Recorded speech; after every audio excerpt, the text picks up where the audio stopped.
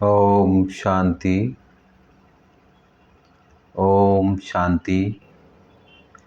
आज दिनांक 30 जून 2025 की प्रातः मुरली बाप दादा मधुबन। आज प्यारे बाबा ने बच्चों को मुरली के सार में कहा है, मीठे बच्चे, बाप आए हैं तुम्हें ज्ञान से शुद्ध खुशबूदार फूल बनाने।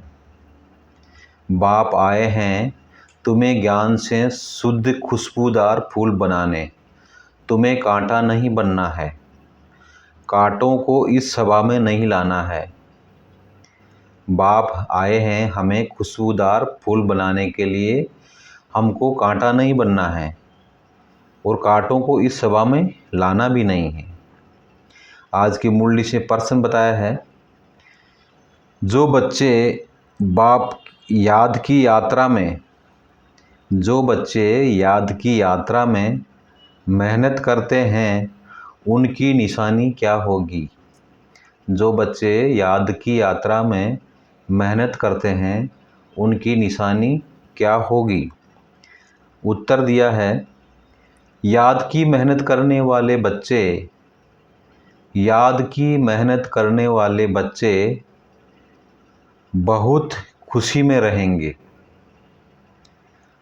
बुद्धि में रहेगा कि अभी हम वापस लौट रहे हैं, फिर हमें खुशबूदार फूलों के बगीचे में जाना है। तुम याद की यात्रा से खुशबूदार बनते हो और दूसरों को भी बनाते हो। बाबा ने बोला है कि जो अभी हम बच्चे खुशबूदार फूलों के बगीचे में जाना है और तुम याद की यात्रा में से खुशबूदार बनते हो और दूसरों को भी बनाते हो। ओम शांति। बागवान भी बैठा है, बागवान ब्रह्मा बाबा, माली भी है, फूल भी है। ये नई बात है ना। कोई नया अगर सुने तो कहेगा ये क्या कहते हैं, बागवान फूल आदि ये क्या है। ऐसी बातें तो कभी शास्त्रों में सुनी नहीं। तुम बच्चे जानते हो, याद भी करते हैं बागवान खिवैया को। अब यहाँ आए हैं, यहाँ से पार ले जाने। बाप कहते हैं याद की यात्रा पर रहना है। बाबा कहते हैं याद की यात्रा पर रहना है। अपने को आपे ही देखो, हम कितना दूर जा रहे हैं। अपने को आपे ही देखो, हम कितना दूर जा रहे हैं। कितना अपनी सतो प्रधान अवस्था तक पहुँचे हैं। कितना अपनी सतो प्रधान अवस्था तक पहुँचे हैं। बाबा पूछते हैं कि आप कितनी अपनी सतो प्रधान अवस्था तक पहुँचे हैं। जितना सतो प्रधान अवस्था होती जाएगी तो समझेंगे अभी हम लौट रहे हैं। जैसे जैसे हम सतो प्रधान बन जाएंगे तो समझेंगे कि हम अभी लौट रहे हैं। कहाँ तक हम पहुँचे हैं, सारा मदार याद की यात्रा पर है। खुशी भी चढ़ी रहेगी। जो जितनी मेहनत करते हैं उतना उनमें खुशी आएगी। जैसे इम्तिहान के दिन होते हैं तो स्टूडेंट समझ जाते हैं ना, हम कहाँ तक पास होंगे। यहाँ भी ऐसे हैं, हर एक बच्चा अपने को जानते हैं कि हम कहाँ तक हम खुशबूदार फूल बने हैं। कितना खुशबूदार फिर औरों को बनाते हैं। ये गाया भी जाता है, कांटों का जंगल वह है फूलों का बगीचा। मुसलमान लोग भी कहते हैं गार्डन ऑफ अल्लाह। समझते हैं वहाँ एक बगीचा है, वहाँ जो जाता है उनको खुदा फूल देते हैं। मन में जो कामना होती है वह पूरी करते हैं। बाकी ऐसे तो नहीं कोई फूल उठा कर देते हैं। जैसा जिसकी बुद्धि में है वह साक्षात्कार हो जाता है। यहाँ साक्षात्कार पर कुछ भी है नहीं। भक्ति मार्ग में तो साक्षात्कार के लिए गला भी काट देते हैं। मीरा को साक्षात्कार हुआ, उनका कितना मान है। वह है भक्ति मार्ग। भक्ति को आधा कल्प चलना ही है, ज्ञान है ही नहीं। वेदों आदि का बहुत मान है। कहते हैं वेद तो हमारे प्राण हैं। कहते हैं वेद तो हमारे प्राण है, मतलब शास्त्रों की महत्वता को बहुत ज़ोर से दर्शाया है। अभी तुम जानते हो ये वेद शास्त्र आदि सब है भक्ति मार्ग के लिए। भक्ति का कितना बड़ा विस्तार है, बड़ा झाड़ है, ज्ञान है बीज। अभी ज्ञान से तुम कितने शुद्ध होते हो, ज्ञान से तुम कितने शुद्ध होते हो, खुशबूदार बनते हो। ये तुम्हारा बगीचा है। यहाँ कांटा किसी को भी नहीं कहेंगे। बाबा के यहाँ पे कांटा किसी को भी नहीं कहेंगे, क्योंकि यहाँ विकार में कोई जाते नहीं। तो कहेंगे इस बगीचे में एक भी कांटा नहीं है। कांटा है कलयुग में। अभी पुरुषोत्तम संगम युग, इसमें कांटा कहाँ से आया। अगर कोई कांटा बैठा है तो अपने को ही नुकसान पहुंचाते हैं, क्योंकि ये इंद्रप्रस्थ है ना, इसमें ज्ञान परियां बैठी है। ज्ञान डांस करने वाली परियां हैं। मुख्य के नाम पुखराज परी, नीलम परी आदि आदि पड़े हैं। वही फिर 9 रत्न गाए जाते हैं, परंतु ये कौन थे ये किसको भी पता नहीं। बाप सिर्फ कहते हैं मुझे याद करो, तुम बच्चों की बुद्धि में अब सबज है। 84 का चक्र भी अभी बुद्धि में है। शास्त्रों में तो 84 लाख कह दिया है। मीठे मीठे शिकलदे बच्चों को बाप ने समझाया है, तुमने 84 जन्म लिए, अब तमो प्रधान से सतो प्रधान बनना है। बाबा ने समझाया है कि बच्चे तुम 84 जन्म लिए, अब तमो प्रधान से सतो प्रधान बनना है। कितना सहज है। भगवान बच्चों प्रति मामेकम याद करो। अभी तुम बच्चे खुशबूदार फूल बनने के लिए अपने को आत्मा समझ बाप को याद करो। कांटे नहीं बनो। यहाँ सब मीठे मीठे फूल है, कांटा नहीं है। हाँ, माया के तूफान तो आएंगे। माया ऐसी कड़ी है जो झट फंसा देगी। फिर पछताएंगे, हमने ये क्या किया, हमारी तो की कमाई सारी चट हो गई। ये है बगीचा। बगीचे में अच्छे अच्छे फूल भी होते हैं। इस बगीचे में भी कोई तो फर्स्ट क्लास फूल होते जाते हैं। जैसे मुगल गार्डन में अच्छे अच्छे फूल होते हैं, सब जाते हैं देखने। यहाँ तुम्हारे पास कोई देखने तो आएंगे नहीं। तुम कांटों को क्या मुंह दिखाएंगे। गायन भी है, मूत पलीती। बाबा को जब साहेब सुखमनी आदि सब याद थी, अखंड पाठ भी करते थे। 8 वर्ष का था तो पटका बांधता था, रहता ही मंदिर में था। मंदिर की चार्ज सारी हमारे ऊपर थी। अभी समझते हैं मूल पलीती कपड़े धोने का अर्थ क्या है। महिमा सारी बाबा की ही है। अभी तुम बच्चों को बाप पेट समझाते हैं। बच्चों को कहते भी हैं अच्छे अच्छे फूल लाओ। जो अच्छे अच्छे फूल लाएंगे वह अच्छा फूल माना जाएगा। सभी कहते हैं हम श्री कृष्ण, हम श्री लक्ष्मी नारायण बनेंगे तो गोया गुलाब के फूल हो गए। बाप कहते हैं अच्छा तुम बच्चों के मुख में गुलाब, अब पुरुषार्थ कर सदा सदा गुलाब बनो। ढेर के ढेर बच्चे हैं, प्रजा तो बहुत बन रही है। वहाँ है ही राजा रानी और प्रजा। कहाँ? सतयुग में। सतयुग में वजीर होता ही नहीं, क्योंकि राजा में ही पावर रहती है। वजीर आदि से राय लेने की दरकार नहीं रहती, नहीं तो राय देने वाला बड़ा हो जाए। वहाँ भगवान भगवती को राय की दरकार नहीं। वजीर आदि तब होते हैं जब पतित होते हैं। भारत की ही बात है, और कोई अखंड नहीं जहाँ राजाएं राजाओं को माथा टेकते हो। यहाँ भी दिखाया जाता है, ज्ञान मार्ग में पूज्य, अज्ञान मार्ग में पुजारी। वह डबल ताज, वह सिंगल ताज। भारत जैसा पवित्र खंड कोई है नहीं। भारत के जैसा पवित्र खंड कोई है नहीं। पैराडाइज बहिष्ठ था, तुम उसके लिए भी ही पढ़ते हो।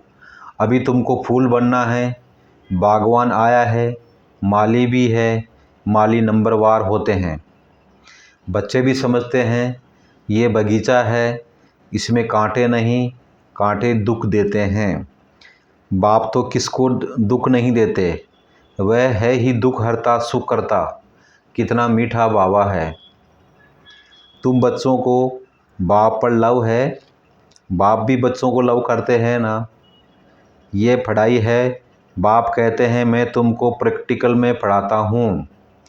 ये भी पढ़ते हैं, पढ़कर फिर पढ़ाओ तो और भी कांटे से फूल बने। भारत महादानी गाया हुआ है, क्योंकि अभी तुम बच्चे महादानी बनते हो। अविनाशी ज्ञान रत्नों का तुम दान करते हो। बाबा ने समझाया है, आत्मा ही रूप बसंत है। बाबा भी रूप बसंत है, उसमें सारा ज्ञान है, ज्ञान का सागर है।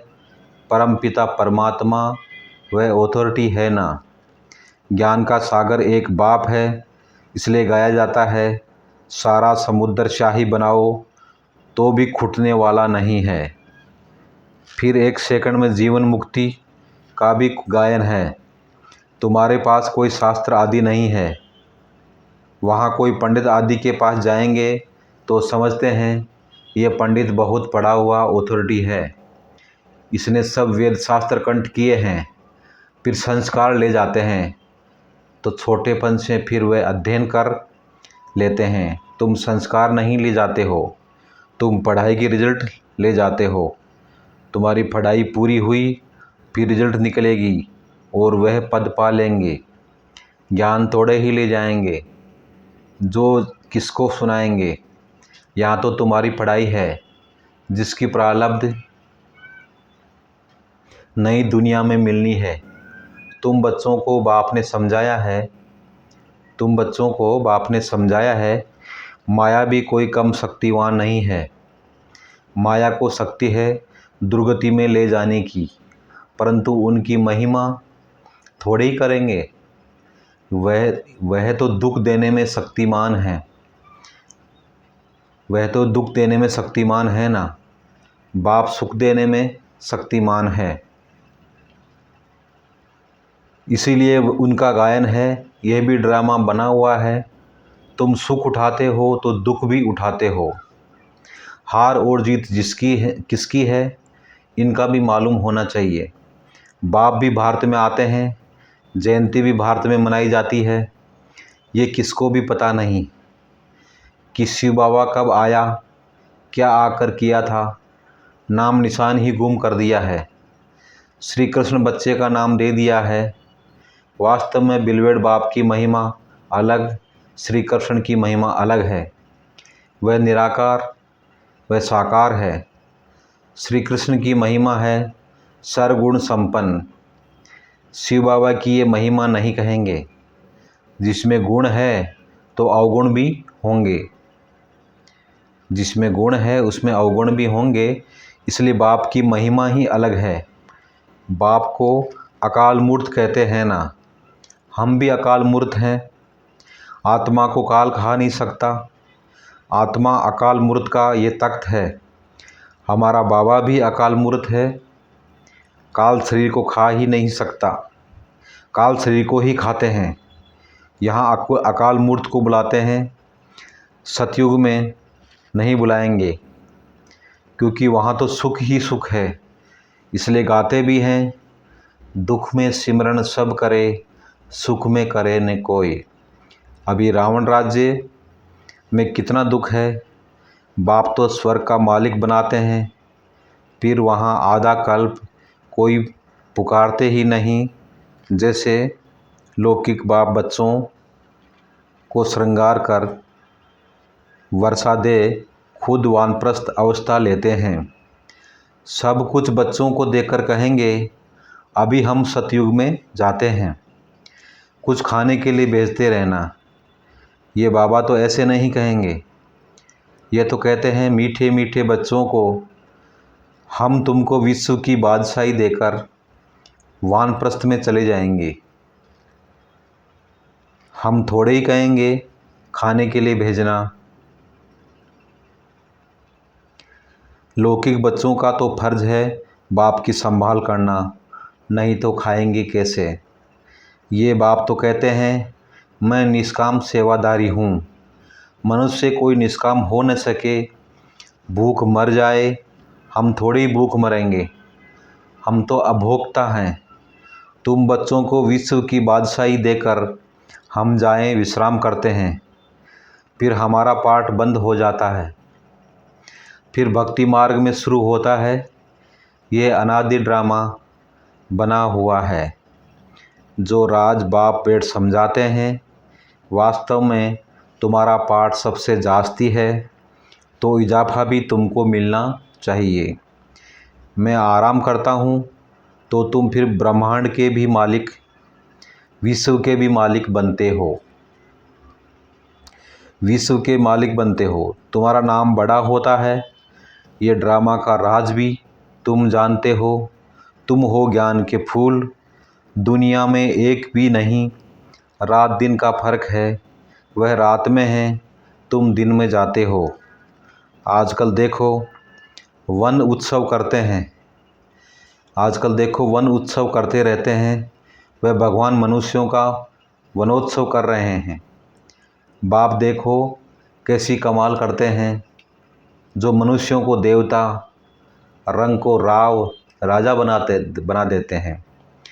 अभी बेहद के बाप से तुम सौदा लेने आए हो, कहते हो बाबा हमको रंग से राव बनाओ। ये तो बहुत अच्छा ग्राहक है। उनको तुम कहते भी हो, दुख हरता सुख करता, इन जैसा दान कोई होता ही नहीं। वह है सुख देने वाला। बाप कहते हैं, भक्ति मार्ग में भी मैं तुमको देता हूँ। ये ड्रामा में नूंद है साक्षात्कार आदि की। अब बाप बैठ समझाते हैं, मैं क्या क्या करता हूँ, आगे चलकर समझाते रहेंगे। आखिरी अंत में तुम नंबरवार कर्मातीत अवस्था को पाएंगे। ये सब ड्रामा में नूंद है, फिर भी पुरुषार्थ कराया जाता है। बाप को याद करो, बरोबर ये महाभारत लड़ाई भी है। सब खत्म हो जाएंगे, बाकी भारतवासी ही रहेंगे। फिर तुम विश्व पर राज्य करते हो। अभी बाप तुमको पढ़ाने आए हैं, वही ज्ञान का सागर है। ये भी खेल है, इसमें मूंझने की बात ही नहीं है। माया तूफान में लाएगी। बाप समझाते हैं, इनसे डरो नहीं। बहुत गंदे गंदे कल्प संकल्प आएंगे, वह भी तब जब बाबा की गोद लेंगे। जब तक गोद ही नहीं ली तो माया इतना नहीं लड़ेगी। गोद लेने के बाद ही तूफान लगते हैं। इसलिए बाप कहते हैं, गोद भी संभाल कर लेनी चाहिए। बाबा कहते हैं, गोद भी संभाल कर ही लेनी चाहिए। कमज़ोर है तो फिर प्रजा में आ जाएंगे, अगर कमज़ोर है तो प्रजा में आ जाएंगे। राजाई पद पाना तो अच्छा है, नहीं तो दास दासिया बनना पड़ेगा। ये सूर्यवंशी चंद्रवंशी राजधानी स्थापन हो रहा है। अच्छा मीठे मीठे सिक्के दो बच्चे प्रति माता पिता बाप दादा का याद प्यार और गुड मॉर्निंग। रूहानी बाप की रूहानी बच्चों को नमस्ते। हम रूहानी बच्चों की रूहानी माता पिता बाप दादा को याद प्यार और गुड मॉर्निंग। हम रूहानी बच्चों की रूहानी बाप दादा को नमस्ते नमस्ते नमस्ते, गुड मॉर्निंग, शुक्रिया बाबा, शुक्रिया। आज की मुरली से धारणा के लिए मुख्य सार बाबा ने बताया है। पहला पॉइंट, रूप बसंत बन अविनाशी ज्ञान रत्नों का दान कर महादानी बनना है। रूप बसंत बन अविनाशी ज्ञान रत्नों का दान कर महादानी बनना है। जो पढ़ाई पढ़ते हो वह दूसरों को भी पढ़ानी है। दूसरा पॉइंट है, किसी भी बात में मूंझना व डरना नहीं है।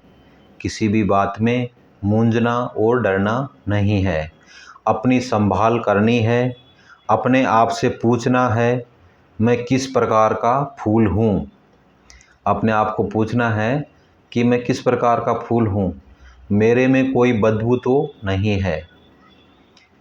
आज की मुरली का वरदान है, दृढ़ संकल्प द्वारा कमजोरियों रूपी कलयुगी पर्वत को समाप्त करने वाले समर्थी स्वरूप भव। दृढ़ संकल्प द्वारा कमजोरियों रूपी कलयुगी पर्वत को समाप्त करने वाले समर्थी स्वरूप भव। विस्तार है, दिल शिकस्त होना, किसी भी संस्कार व परिस्थिति के वशीभूत होना, भक्ति व वैभवों के तरफ आकर्षित होना, इन सब कमजोरियों रूपी कलयुगी पर्वत को दृढ़ संकल्प की अंगुली देकर सदा के लिए समाप्त करो, अर्थात विजय बनो। विजय हमारे गले की माला है। विजय हमारे गले की माला है। सदा इस स्मृति में समर्थी स्वरूप बनो, यही स्नेह का रिटर्न है। जैसे साकार बाप ने स्थिति का स्तंभ बनकर दिखाया, ऐसे फॉलो फादर कर सर्वगुणों के स्तंभ बनो। आज की मुरली से स्लोगन है, साधन सेवाओं के लिए है। साधन सेवाओं के लिए है, आराम पसंद बनने के लिए नहीं। साधन सेवाओं के लिए है, आराम पसंद बनने के लिए नहीं। अव्यक्त इशारे, आत्मिक स्थिति में रहने का अभ्यास करो, अंतर्मुखी बनो। आत्मिक स्थिति में रहने का अभ्यास करो और अंतर्मुखी बनो। जैसे एटम बम एक स्थान पर छोड़ने से चारों ओर उसके अंश फैल जाते हैं, वह एटम बम है और ये आत्मिक बम है। इसका प्रभाव अनेक आत्माओं को आकर्षित करेगा और सहज ही प्रजा की वृद्धि हो जाएगी। इसलिए संगठित रूप में आत्मिक स्वरूप के अभ्यास को बढ़ाओ। स्मृति स्वरूप बनो तो वायुमंडल पावरफुल हो जाएगा। ओम शांति।